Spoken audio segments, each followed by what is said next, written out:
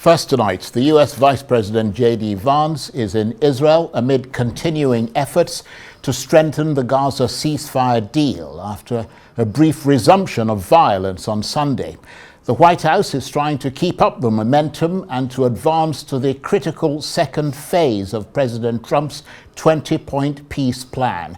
J.D. Vance is expected to push the Israeli Prime Minister Benjamin Netanyahu to start negotiations on the long-term issues for a permanent end to the war, which includes plans for a multinational force to deploy to Gaza and the disarmament of Hamas. Israel has previously said it wouldn't join such talks until Hamas has returned all the deceased hostages that it's been holding. Another body was sent back last night, leaving 15 still missing. We're doing very well. We are in a very good place. We're going to have to keep working on it, but I think we have the team to do exactly that. So what we've seen the past week gives me great optimism the ceasefire is going to hold. And if we get from where we were a week ago to a long-term, durable peace between Israel and Gaza, there are going to be hills and valleys. There are going to be moments where it looks like things aren't going particularly well. But given that, and given the history of conflict, I think that everybody should be proud of where we are today. It's going to require constant effort. It's going to require constant monitoring and supervision. We know that Hamas has to comply with the deal, and if Hamas doesn't comply with the deal, very bad things are going to happen. But I'm not going to do what the President of the United States has thus far refused to do, which is put an explicit deadline on it, because a lot of this stuff is difficult. We're not going to force anything on our Israeli friends when it comes to foreign troops on their soil, but we do think that there's a constructive role for the Turks to play, and frankly, they've already played a very constructive role. We're very grateful for that. And you asked, they've supported Hamas in the past. No one who is a party to this conflict can look in the past and not point at something that they don't like or that they disagree with. There are not going to be American boots on the ground in Gaza. The President of the United States has made that very clear. All of our military leadership has made that very clear. What we can do is provide some useful coordination. And that's the US Vice President J.D. Vance there speaking from Israel. Well, for more on this, I'm joined now on the line from Washington, D.C. by the former American diplomat and three-time Assistant US Secretary of State, Ambassador Earl Anthony Wayne. Thank you very much indeed for joining us, Ambassador. So lots of US back-channel diplomacy taking place across the Middle East, something I'm sure you're well familiar with in your long career as a top American diplomat. The aim is to try and advance phase 2 of Mr. Trump's peace plan. Are you more or less optimistic about phase 2 than you were about phase 1? Well, I have to say I'm more optimistic because we got through phase 1 and we have been moving ahead. But it's going to be really step by step, and there'll be moments when both sides are knocked off path by the actions of the other side. It's really trying to keep the most radical elements under control and move us toward a situation where we can have a long-term peace. We don't yet know what that will look like. We don't know what it's going to look like on the Palestinian side with Hamas.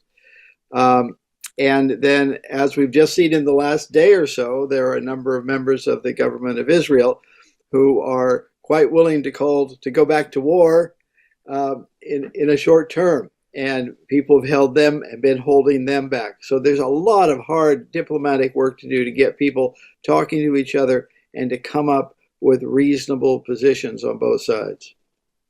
Indeed. I suppose the big question, Ambassador, is whether they are actually going to get to phase 2. Israeli troops control about 50% of Gaza, while Hamas has asserted itself on the other 50%. The line between them is demarcated only on maps, not on the ground.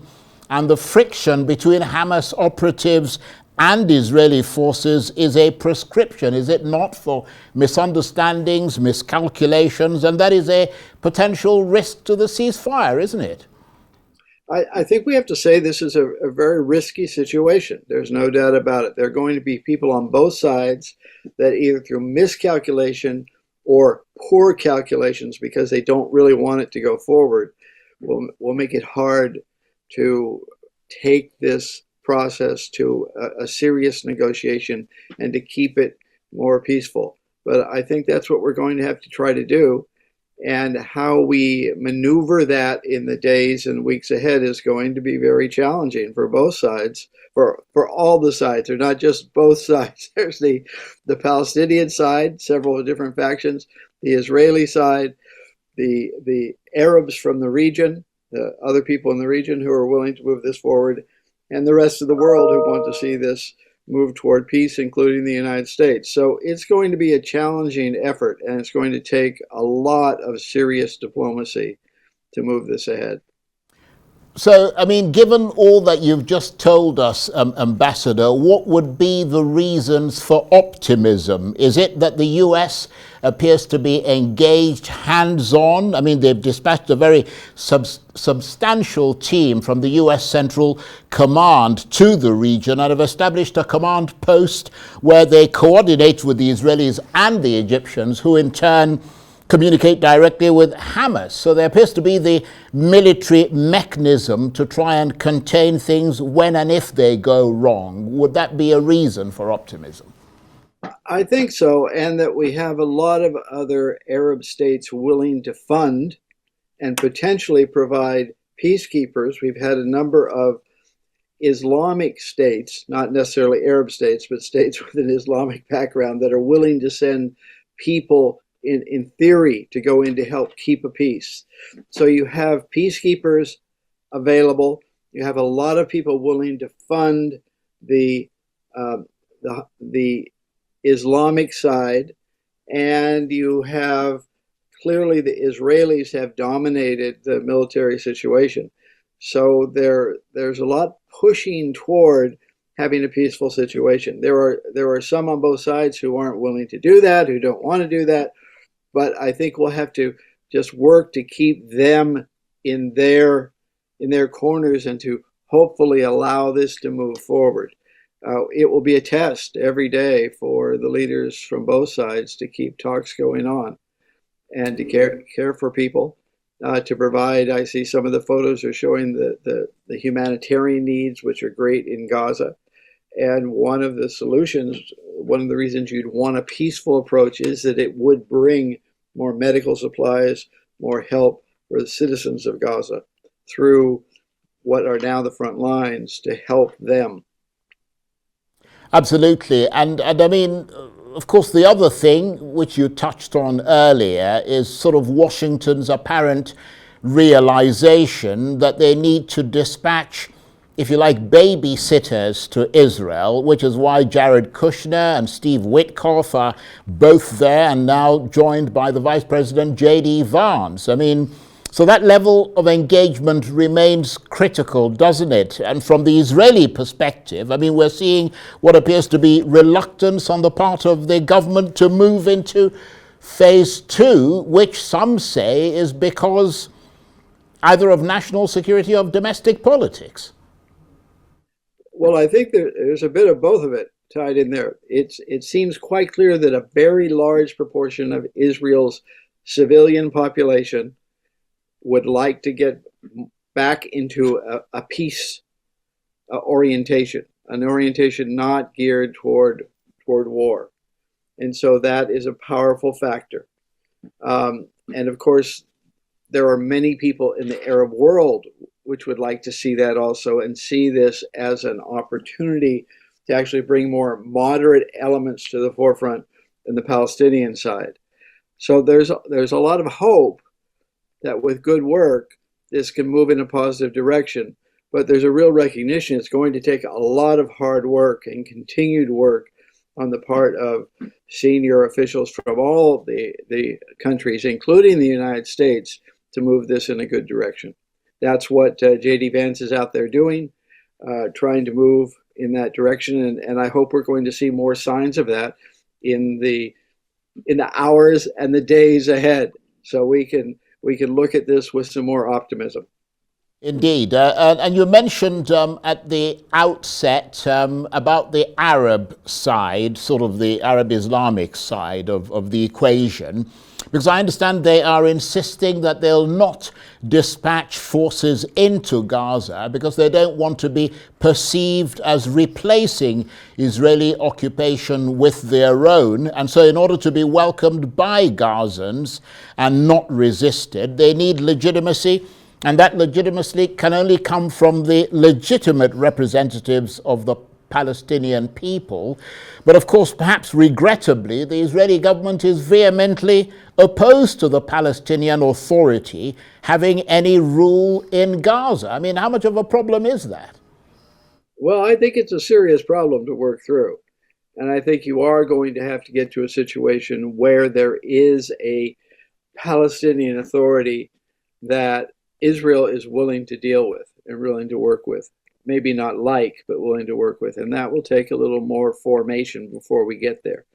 It's probably not going to have too many members of Hamas in it, but it could have other Palestinians that are accepted as being representative of Palestinians. And Hamas may be in the background still. I doubt that we're not going to eliminate Hamas as a presence immediately.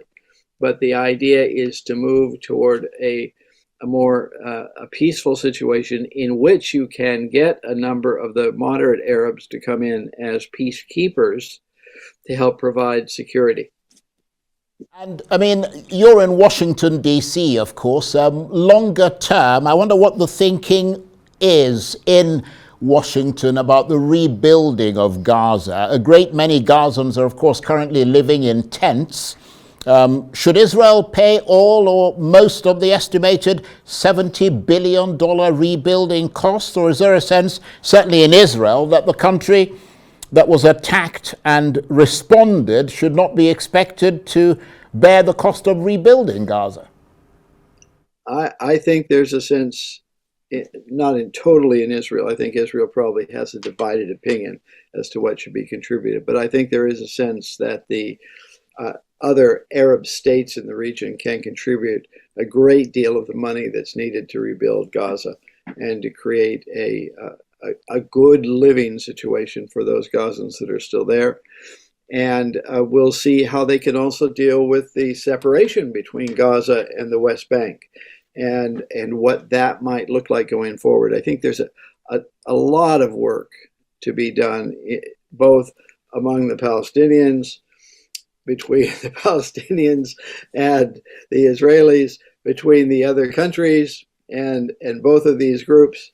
But we're started on a process. It's not going to be easy, but I think we can get there. And I think that there's widespread agreement that the current situation is not sustainable. As you can see from the pictures that you're showing right now, this is not a sustainable situation for a large number of civilians to live in and to hope to have any kind of a sustainable future. This needs to be changed, needs to have rebuilding that goes on, and there needs to be the prospect of a situation where Gazans, where Palestinians from the West Bank can actually see a future that they can live in peacefully and prosperously.